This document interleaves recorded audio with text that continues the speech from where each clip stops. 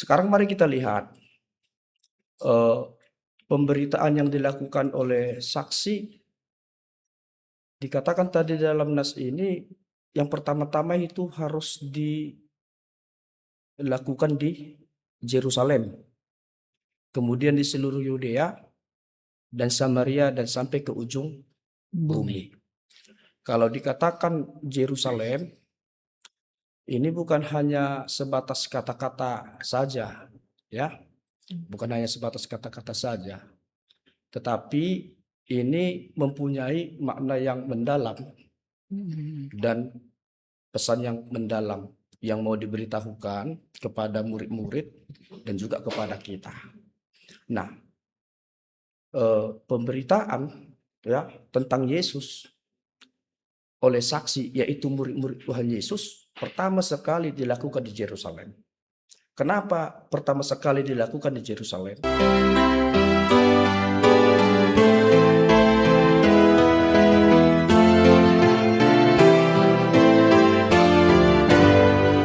Shalom, damai sejahtera untuk kita semua dan jemaat yang dikasihi Tuhan, baik yang ada di rumah, bahkan yang mungkin dalam perjalanan, beraktivitas, dan sedang berbagai kegiatan dilakukan dan dilaksanakan. Doa kami, kiranya jemaat kami dimanapun berada, Tuhan memberkati dan menolong kita dalam setiap tugas dan tanggung jawab kita. Maka kita ketemu kembali di podcast HKBP Distrik 20 Kepulauan Riau dengan evangelium di Hari Kenaikan Tuhan Yesus dengan topik Yesus naik ke surga dan akan datang kembali. Maka hari ini kita kedatangan tamu yang begitu istimewa, yang jauh dengan melewati dan melintasi macet. Maka waktu dan tempat kami persilakan untuk perkenalan Pak Pendeta, kami silakan. Shalom saudara-saudari sekalian.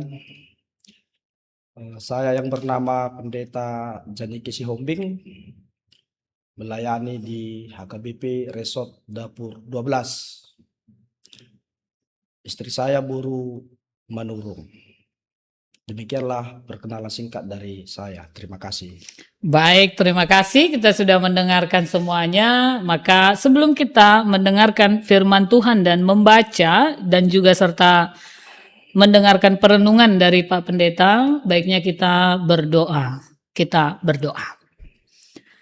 Bapa di dalam Kristus Yesus Allah Tritunggal yang kami puji dan sembah, kami bersyukur buat berkat Tuhan menolong, memberkati kami sehingga Tuhan selalu setia merahmati kami dengan cinta Tuhan yang tidak pernah berhenti.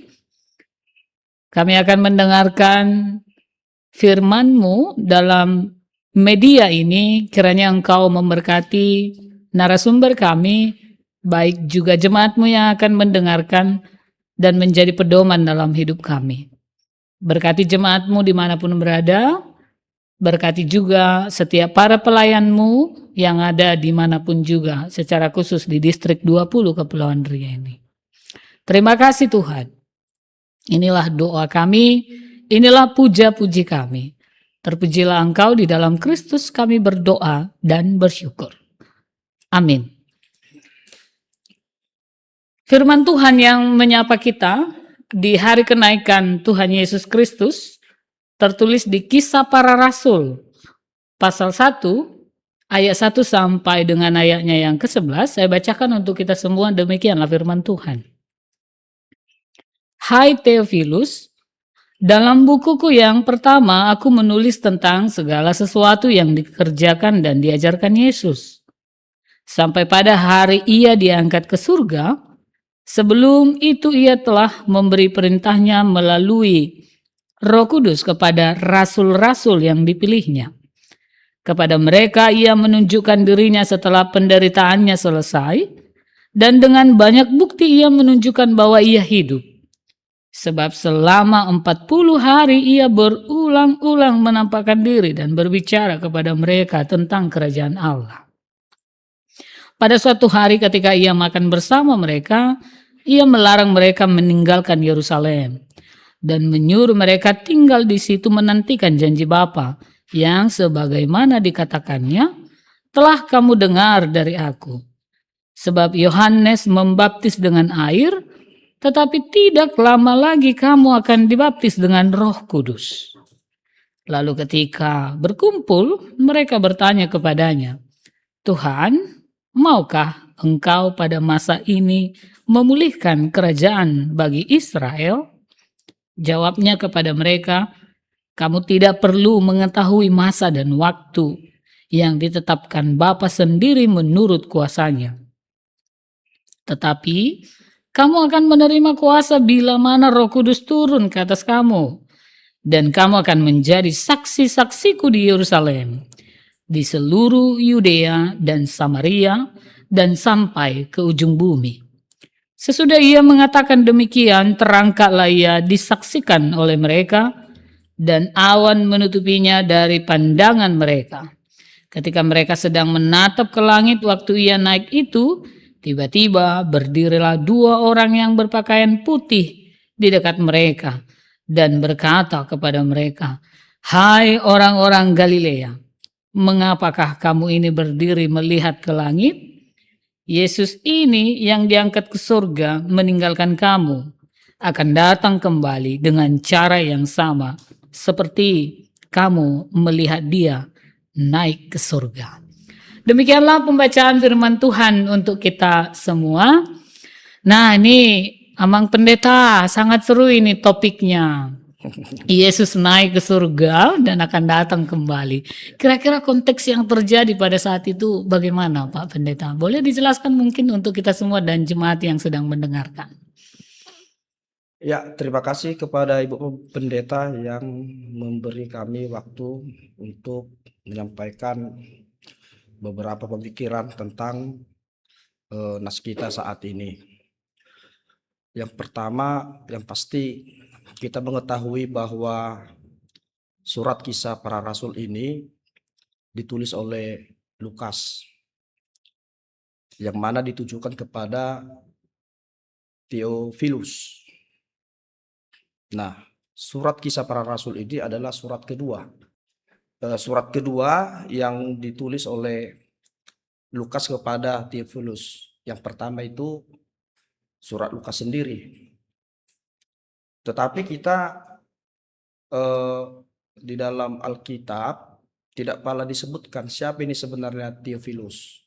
Cuman dalam Lukas 1 ayat 1, Theophilus ini adalah seorang yang mulia bagi Lukas. Seorang yang mulia bagi Lukas. Nah, kalau kita lihat saat ini dalam nas khotbah kita saat ini, di sini diberitahu kepada kita yang pertama dari ayat 1 sampai ayat 5, Lukas memberitahukan kepada Theophilus mengenai pekerjaan Yesus. Dan juga Lukas memberitahukan kepada Theophilus bahwa Yesus sendiri sudah memperlengkapi rasul-rasulnya dengan memberikan Roh Kudus. Kemudian di sini juga diberitahukan Yesus bangkit dari kematian, Yesus menampakkan diri dan berbicara tentang kerajaan Allah. Nah, yang pasti kita mengetahui ketika Yesus bangkit dari kematian, dia di dunia ini berada selama 40 hari. Yang ironisnya yang mau kita lihat dari sini adalah selama 40 hari setelah Yesus bangkit dari kematian, tidak ada kecaman yang didapat oleh Yesus. Tidak ada penderitaan yang dialami oleh Yesus. Tidak ada hinaan yang dialami oleh Yesus. Berbeda sebelum Yesus mengalami kematian. Ketika Yesus belum mengalami kematian, penderitaan sungguh sangat banyak terjadi dalam hidupnya, hinaan atau juga kecaman. Tapi selama 40 hari setelah kebangkitan dari kematian, Yesus tidak ada mengalami hal-hal seperti itu. Itulah yang bisa kita lihat dari ayat 1 sampai ayat 5. Nah, kemudian di ayat 6 sampai ayat yang ke-11, memang sebelum Yesus terangkat ke surga, para murid bertanya kepada Yesus, Tuhan, maukah engkau pada masa ini memulihkan kerajaan bagi Israel? Nah, memang pertanyaan ini sebenarnya menggelitik. Sebenarnya bisa dikatakan ini pertanyaan yang menunjukkan ada kesalahan berpikir murid-murid Tuhan Yesus terhadap Tuhan Yesus. Ada kesalahan berpikir mereka. Sebagaimana kan kita sudah mengetahui bagaimana dan apa tujuan Yesus datang ke dunia ini. Kan itu dia. Jadi ada kesalahan berpikir mereka. Yang pertama, kesalahan berpikir mereka adalah mereka mengingini supaya kerajaan itu terjadi di dunia ini tanpa mereka yang berjuang atau berkorban. Itu terlihat dari kata atau kalimat maukah engkau. Maukah engkau melakukan pemulihan. Jadi kemudian yang kedua adalah mereka mengira bahwa Mesias adalah kerajaan duniawi. Ini terlihat dari kata memulihkan. Karena kata memulihkan adalah sesuatu yang sudah runtuh, yang sudah rusak, dipulihkan. Artinya pemerintahan yang rusak itu dipulihkan. Baru kemudian bagi murid-murid Yesus, mereka ingin sekali mengetahui bagaimana rahasia Allah dengan pertanyaan itu tadi. Tuhan, maukah engkau pada masa ini memulihkan kerajaan bagi Israel? Nah, itu makanya di ayat 7 dan 8 Yesus menjawab. Jadi ayat 7 dan 8 itu adalah jawaban Yesus terhadap pertanyaan murid-murid yang ada dalam ayat 6. Di ayat 7 jawaban Yesus adalah mereka tidak perlu tahu akan apa yang ingin mereka ketahui.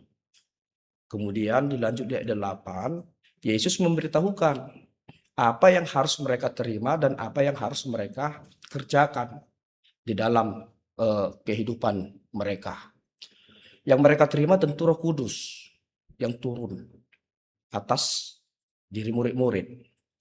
Yang mana Roh Kudus yang diberikan ini hanyalah sebagai bekal perlengkapan untuk melaksanakan tugas yang diembankan oleh Yesus kepada mereka, yaitu menjadi saksi. Tentu kalau dikatakan murid-murid menjadi saksi, berarti murid-murid telah mengalami apa yang mereka lihat dari Yesus, apa yang mereka ketahui tentang Yesus, apa yang mereka alami bersama dengan Yesus. Jadi tugas mereka adalah memberitahukan bagaimana sebenarnya Yesus itu. Bagaimana sebenarnya pekerjaan Yesus, tindakan Yesus kepada manusia, kepada orang-orang yang berdosa. Nah, sekarang mari kita lihat pemberitaan yang dilakukan oleh saksi. Dikatakan tadi dalam nas ini, yang pertama-tama itu harus dilakukan di Yerusalem, kemudian di seluruh Yudea, dan Samaria dan sampai ke ujung bumi. Kalau dikatakan Yerusalem, ini bukan hanya sebatas kata-kata saja, ya, bukan hanya sebatas kata-kata saja, tetapi ini mempunyai makna yang mendalam dan pesan yang mendalam yang mau diberitahukan kepada murid-murid dan juga kepada kita. Nah, pemberitaan ya tentang Yesus oleh saksi, yaitu murid-murid Tuhan Yesus, pertama sekali dilakukan di Yerusalem. Kenapa pertama sekali dilakukan di Yerusalem? Kita mengetahui bahwa Yerusalem itu tempat penyiksaan Tuhan Yesus, tempat penderitaan Tuhan Yesus, bahkan dia mati di situ, kan itu dia tempat, bahkan dia mati di situ. Nah, jadi bisa dikatakan kalau memang tidak punya makna yang mendalam, ini hanya kata-kata saja, ini dibuat untuk apa di situ? Untuk apa di situ? Apa namanya? Pemberitaan tentang Yesus oleh saksi itu diperbuat terlebih dahulu. Untuk apa? Kan itu dia.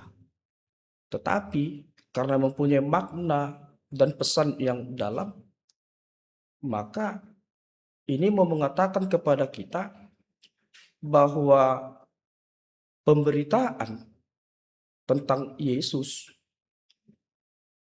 ini bisa dilakukan di tempat yang mana, di luar nalar daripada manusia, yang di luar jangkauan manusia, bahkan manusia itu sendiri tidak bisa menerimanya.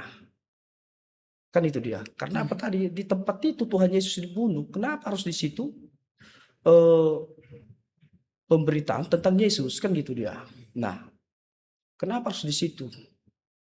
Nah, itu yang pertama. Kemudian Yerusalem ini juga mau memberitahukan kepada kita bahwa pemberitaan tentang Yesus itu harus terlebih dahulu dilakukan kepada orang-orang dekat bersama kita. Kalau saat ini mungkin ya kepada keluarga, kan gitu kan, kepada keluarga, kan gitu. Kalau yang pertama tadi mungkin bisa saja kita katakan pemberitaan tentang Yesus dilakukan kepada musuh atau macam begitu kan, gitu ya kan, macam atau kepada orang-orang yang tidak suka sama kita. Tapi yang kedua ya pemberitaan tentang Yesus di Yerusalem ini memberitahukan kepada kita bahwa pemberitaan firman Tuhan itu terlebih dahulu harus kita lakukan kepada orang dekat. Contohnya kepada keluarga. Barulah ke Yudea, barulah ke Samaria, barulah ke ujung bumi. Kan itu dia, ke ujung bumi. Nah, ke ujung bumi pun ini juga harus kita mengerti. Kenapa bukan berarti kita disuruh harus pergi ke sana langsung. Seperti yang saat ini misionaris pergi ke sana ke sini, tidak. Kita kan berkhotbah di gereja, dan jemaat kita yang mendengar khotbah tersebut, kan gitu. Jemaat kita yang mendengarkan khotbah tersebut. Nah, jemaat kita inilah yang akan memberitakan satu sama yang lain. Begitu juga dengan selanjutnya, yang lain mendengarkan khotbah yang dari jemaat kita ini, yang lain itu juga menyebarkan pemberitaan tentang Yesus sehingga sampai ke ujung bumi. Itu dia. Sehingga pemberitaan tentang Yesus bisa ada di mana-mana atau terjadi di mana-mana. Nah, kemudian yang mau kita lihat lagi dari nas kita saat ini, sikap para murid ketika melihat Yesus naik ke surga atau terangkat ke surga. yaitu para murid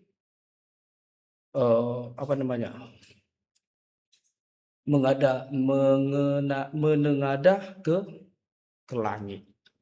Lalu datanglah dua orang berpakaian putih ya. Putih Ya, di depan mereka. ya, di Ayat depan 10. mereka, ayat 10 ya. Iya. Lalu mengatakan kepada mereka, hai orang-orang Galilea, mengapa kamu berdiri melihat ke langit, katanya kan. Nah, perkataan yang dilakukan oleh dua orang yang berjubah putih ini juga perkataan yang mempunyai makna yang mendalam. Kenapa? Kalau disebut mereka, hai orang-orang Galilea, ini mau memberitahukan kepada murid-murid bahwa kalian itu masih di dunia ini. Kalian itu masih di dunia ini. Jangan hanya terus-terusan melihat ke atas. Jangan hanya terus-terusan melihat ke atas, tetapi tetaplah kerjakan, tetaplah lakukan hal-hal yang baik di dunia ini. Jadi artinya begini, kita jangan hanya berpengharapan ke atas, tapi kita tidak ada melakukan hal-hal yang baik, yaitu Pemberitaan Injil. hasil daripada iman kita, yaitu pemberitaan Injil di dunia ini. Jadi itulah dia yang bisa saya lihat dari nas ini pada saat ini. Baik, luar biasa ya Pak Pendeta. Pesan yang sungguh menggugah hati kita di endingnya ya, bahwa memang jangan hanya memikirkan tentang yang di surga, tetapi bagaimana di saat orang yang sama, orang Kristen diingatkan ketika dalam pekerjaan, tugas, tanggung jawab yang masih ada di dunia ini. Maka mengingatkan kita juga untuk menjaga baik-baik hidup kita. Ya, kira-kira seperti itu ya Pak Pendeta. Ya. Baik, untuk closing dari firman Tuhan ini Pak Pendeta, kami silakan waktunya untuk kata-kata penutup bagi jemaat kita yang mungkin juga saat ini sedang melihat bagaimana sih surga itu gitu. Kadang sampai lupa apa tugas tanggung jawabnya di tengah-tengah dunia ini. Kami silakan Pak Pendeta. Ya, kalau saya mengatakan yang pertama adalah jangan hanya merenung surga tetapi tidak berbuat apa-apa di dunia ini. Itu yang pertama. Karena apa? Karena kan surga sebagai kita orang yang percaya sudah pasti ada bersama dengan kita kan gitu kan. Nah, sudah pasti ada bersama dengan kita. Tapi untuk menuju ke situ perbuatan-perbuatan kita disertai kan gitu kan. Nah, untuk menuju ke situ kan perbuatan kita disertai. Karena apa? Karena perbuatan adalah hasil daripada iman, ya, hasil daripada orang beriman. Itu dia yang pertama dari saya. Kemudian yang kedua yang mau dikatakan dari kami adalah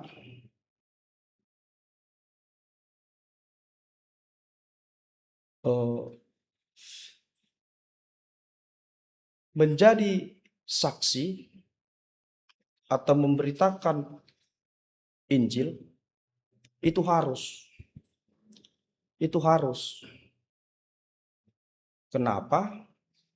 Itu harus dilakukan karena sebagaimana dengan amanat Tuhan Yesus kepada murid-muridnya dalam Matius 28 19-20 ya, kalau nggak salah ya. Harus memberitakan Injil. Jadi pemberitaan Injil yang lebih ke kesaksian. Hmm. Pemberitaan Injil yang utama daripada kesaksian diri kita. Jadi gereja harus memberitakan Injil. Jemaat harus memberitakan Injil. Karena dengan dilakukannya pemberitaan Injil, maka nyatalah kehidupan kita sebagai orang yang percaya. Demikian, Ibu Pendeta. Baik, terima kasih Pak Pendeta. Karena kita sudah di tahap closing statement, maka sebagai penutup dan doa kami serahkan kepada Pak Pendeta. Ya, kita berdoa. Terima kasih Tuhan atas segala berkat-Mu di dalam kehidupan kami, yang mana sampai saat ini Tuhan masih menyertai kami dan memelihara kami, sehingga kami dapat menjalani hari-hari kami dengan baik dan melakukan segala tugas yang Tuhan embankan kepada kami. Ya Tuhan, pada saat ini kami telah memberitakan firman-Mu melalui podcast HKBP Distrik 20 Kepulauan Riau.